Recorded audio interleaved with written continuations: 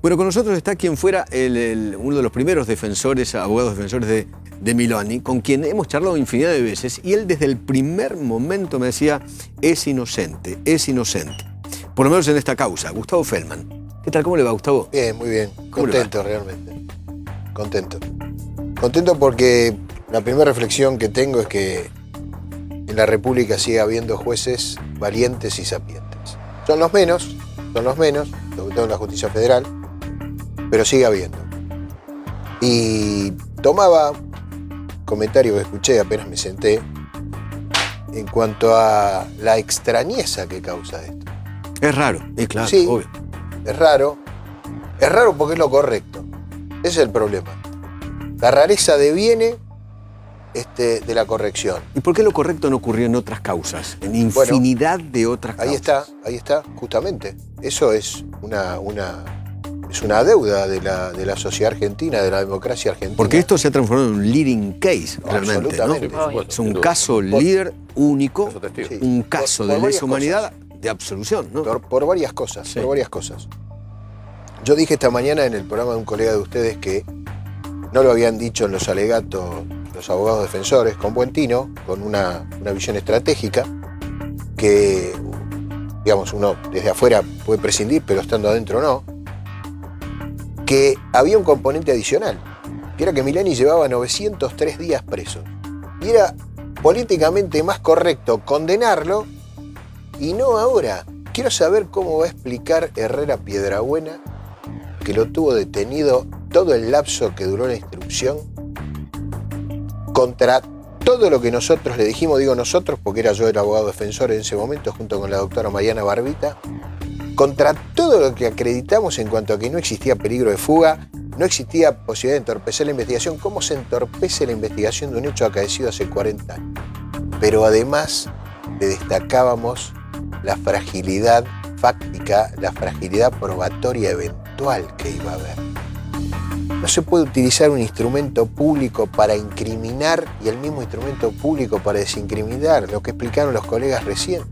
La Cámara Federal de Córdoba dijo, Milani estaba el 12 de marzo en La Rioja, no como hay, porque había otro legajo. Y eso está en el documento. Está en el documento, pero además está en el sentido común.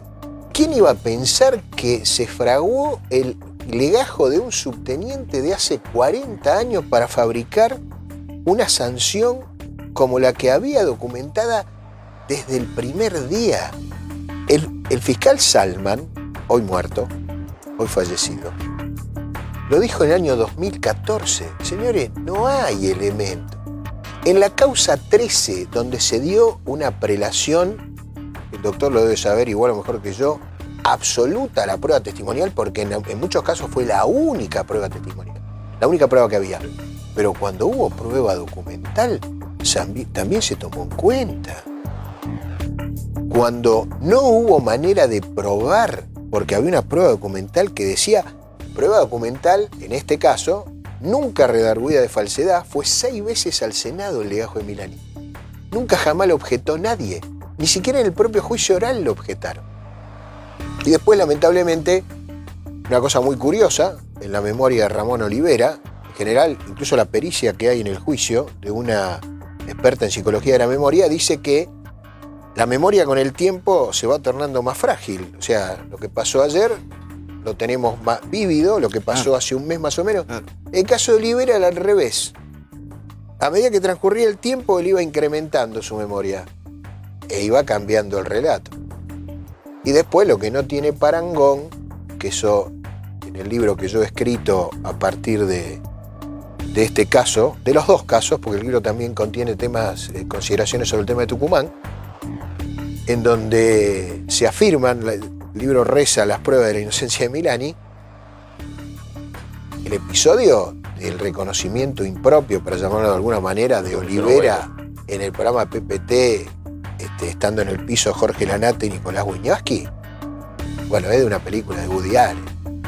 Y estuvo siempre eso. Que es, ahí cuenta Olivera en ese programa cómo había reconocido a Milani hace 40 años atrás. Ahí se produce la inducción de los periodistas que yo mencioné para que Olivera diga Sí, fue Milani. Sí, es Milani. En el libro está contado el diálogo al aire con Olivera, de Jorge Lanata y después de Nicolás Wiñaski. Objetivamente, de grabado de la filmación que está en YouTube o en alguno de los portales.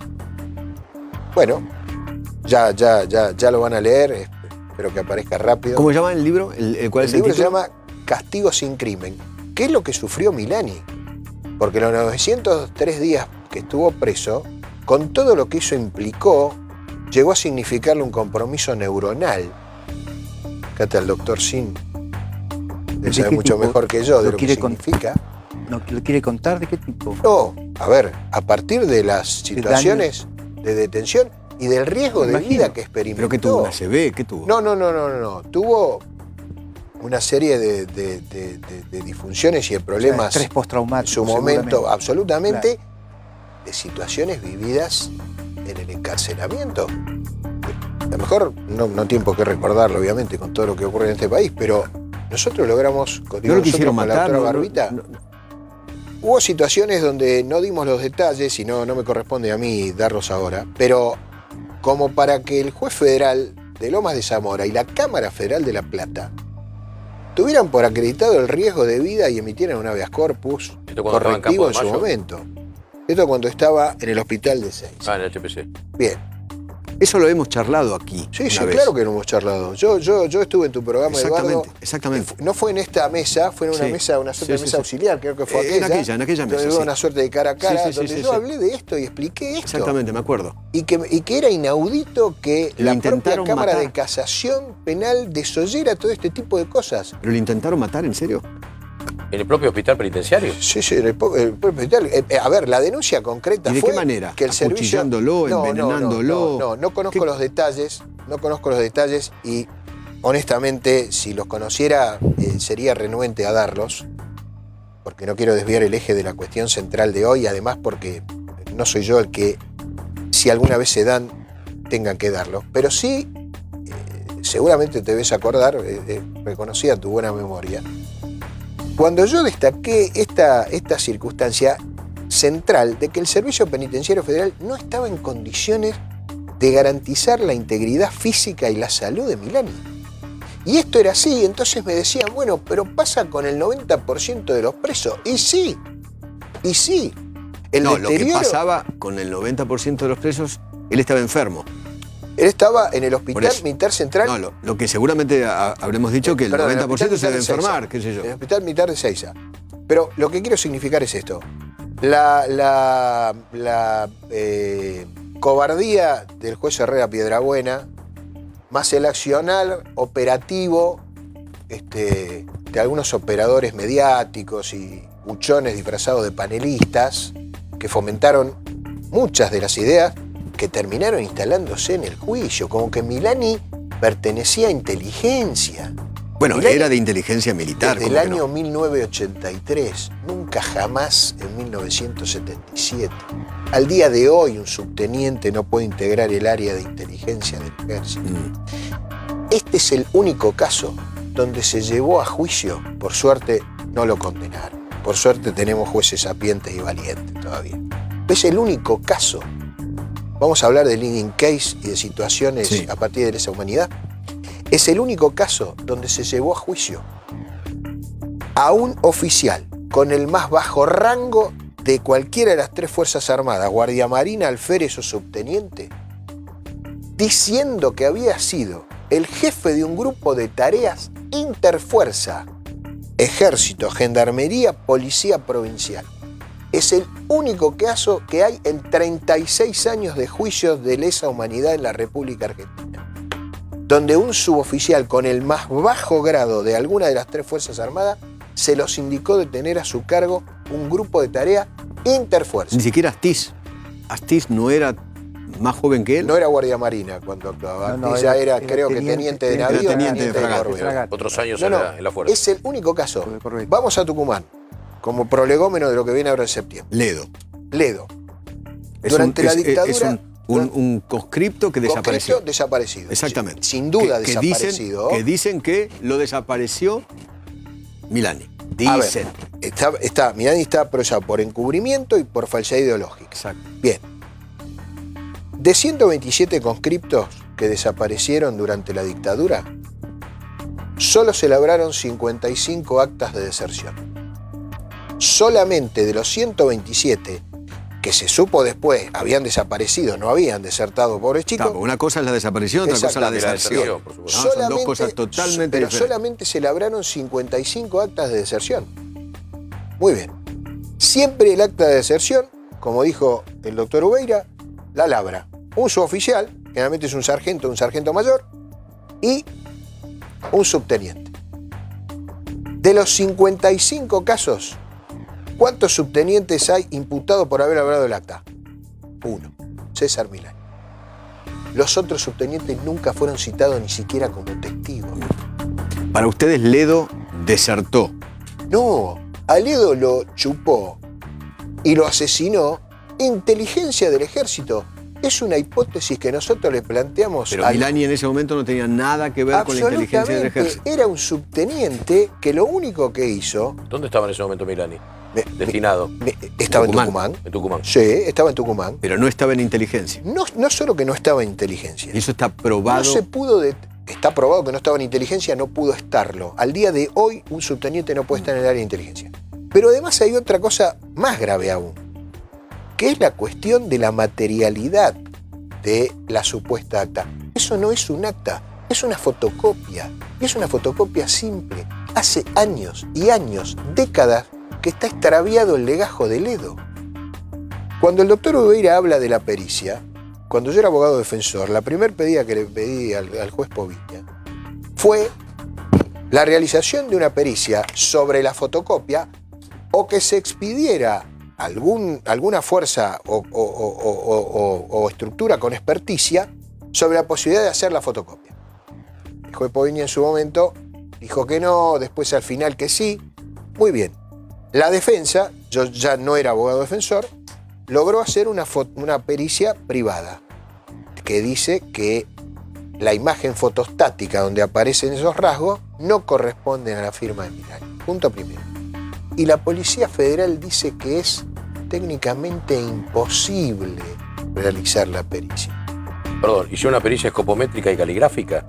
Por lo que entiendo. Exactamente. O algo similar, porque para una pericia por los escopométrica sí, pero para una pericia caligráfica hay que tener la grafía. Y en una fotocopia no hay grafía. No hay grafía. Hay una imagen fotostática de lo que es eso. Claro. Muy bien. Una fotocopia simple, porque la firma que aparece debajo de la fotocopia no es de un oficial con capacidad o competencia certificante. Es como si en un juzgado mañana el empleado de mesa de entrada te certifica una fotocopia de la resolución que te dan. Eso no es una fotocopia auténtica. Ahora, doctor, en el caso Olivera, no el caso Ledo, volvemos al caso Olivera, del cual fue absuelto hoy Milani. Hay solamente un testimonio. Yo en el libro Un digo testimonio. que se trata de un ¿Alguien? testigo Por único. eso. No hay un testimonio en rigor, porque está el testimonio de Hay 5, ok. y los hermanos. Está bien, está bien. Pero son testimonios inducidos, Ok, Eduardo. suponga está que explicado uno... en el libro. Ok. Vamos a poner los 5 testimonios. ¿Cuántas causas hay contra militares donde un supuesto guerrillero dice, la voz esa me sonaba, es la de X? Bueno, acá yo ¿Cuántos tengo, casos hay y todavía siguen? acá yo tengo una presos? situación invencible. Por ejemplo, Patti, no sé, me acuerdo por ejemplo el caso Patti, Bueno. de que alguien que... Yo tengo una situación insuperable en ese sentido, que es, yo no puedo expedirme y no puedo ahondar y analizar asuntos que no conozco más que por las versiones periodísticas. Yo me atreví a lo que significa escribir un libro que me llevó poco menos de 2 años, a partir del conocimiento y la aprehensión de las cuestiones fácticas, de las cuestiones jurídicas y sobre todo de las cuestiones documentales. Yo leí los 2 casos antes de asumir la defensa. Por eso me atreví a decir lo que dije, que yo asumía la defensa y estaba dispuesto a defenderlo a Milani. Lo dije hace 3 años. Me lo dijo a mí. Te mandé el WhatsApp de la Me lo dijo nota a mí. en la Exactamente. Nación de julio del Exactamente. 2016. que era Si yo no tuviera la totalmente íntima inocente. convicción de que su absoluta inocencia, no tomaría este caso. Hasta por una cuestión de extracción, de origen. Bueno, con el tiempo, además de la íntima convicción, logré adquirir la certeza a partir de los elementos que están, y lo más grave de todo, que estuvieron siempre. Lo que fue mutando fue el discurso de la acusación a partir de los testimonios y de las variaciones. Olivera empezó diciendo que el oficial que lo llevó y lo hostigó en el traslado del lugar de detención a la cárcel era un teniente de 30 a 31 años, el mismo que comandó el operativo en la casa de mi padre.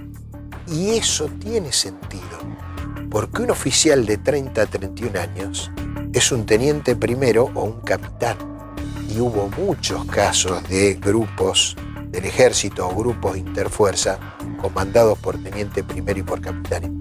De manera tal que es muy probable que haya ocurrido eso. Y lo dijo el doctor Ubeira en el alegato. La tragedia que padeció la familia Olivera debe ser cierta. El tema es que Milani no tiene nada que ver. Entonces, ¿qué pasa? Lo dice el perito en psicología de la memoria que declaró en el juicio. Empieza con un alto grado de sugestión, la equivocación en el testimonio de Olivera. Y después termina en una situación mendaz a partir de la emocionalidad que significa. No hay ninguna duda que el testimonio de los 4 hermanos Olivera restantes son hijos del testimonio que da el hermano mayor. Había una señora hoy que tenía 13 o 14 años. Por eso algunos testimonios hablan de 5 o 6 personas, otros de 20 a 25, y una de ellas, la menor, habla de 80 personas que rodearon la casa. Sí. Y lo más triste, perdóneme, y lo doctor, más triste, pero perdón, sería las- que queda como un caso no resuelto. Por supuesto. pero lo más triste para la familia. Haciendo una síntesis así para la gente que lo está mirando, ¿cuál es la clave que usted considera fue lo que absuelve a Milani? A ver, la clave. la ausencia absoluta de prueba incriminante. Y les voy a dar un dato. Si ustedes revisan, aunque no estén los fundamentos, y el doctor acá me va a corregir o no, si ustedes revisan el fallo del tribunal, no están los fundamentos, se van a conocer en el principio de septiembre. Pero dice absolver por mayoría en el primer hecho y por unanimidad. Si fuera por el beneficio de la duda, el tribunal lo hubiera dicho en la parte resolutiva. ¿Es así, doctor? Sí, pero, ¿Estoy bien? Sí, pero Bien. ahora, No es por el beneficio de la duda. Pero permitime hacer otra pregunta, porque nos estamos quedando con Milani. Vos conocés el expediente hace mucho tiempo, pero hay un grupo de personas condenadas. Sí, Entre ellos el que era el juez federal de la... catalán. Bueno, sobre eso, ¿cuál es la mirada? No. Es decir, el hecho existió, lo que no existió es la participación de Milani según la absolución, pero hay un grupo de condenados. Pero a ver, Milani lo dijo en su indagatoria sentado al lado mío el 17 de febrero en La Rioja. Pocos minutos antes de que el juez le dijera que iba a quedar detenido. Yo no estoy diciendo que Olivera mienta. Olivera se equivoca. Se equivoca conmigo. Eso es. En ese claro, hay momento, un grupo de sí. condenados. Después, por lo que debe ser, no quisiera estar en los zapatos del pobre Ramón Olivera. Ni siquiera por la posición mendaz que tuvo que tener. No, yo no lo condeno por eso. Pero sí sería condenable porque estaba en juego la libertad de un individuo inocente. Y lo que no puedo dejar pasar, con tu permiso, Eduardo, Ujú. es el mamarracho que hicieron los abogados de la acusación.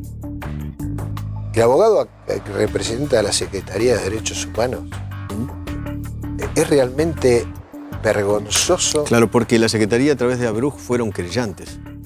Sí, Sí, alegaron, pidieron Claro. pena. sí, 18 años pedían. 18 años. Sí.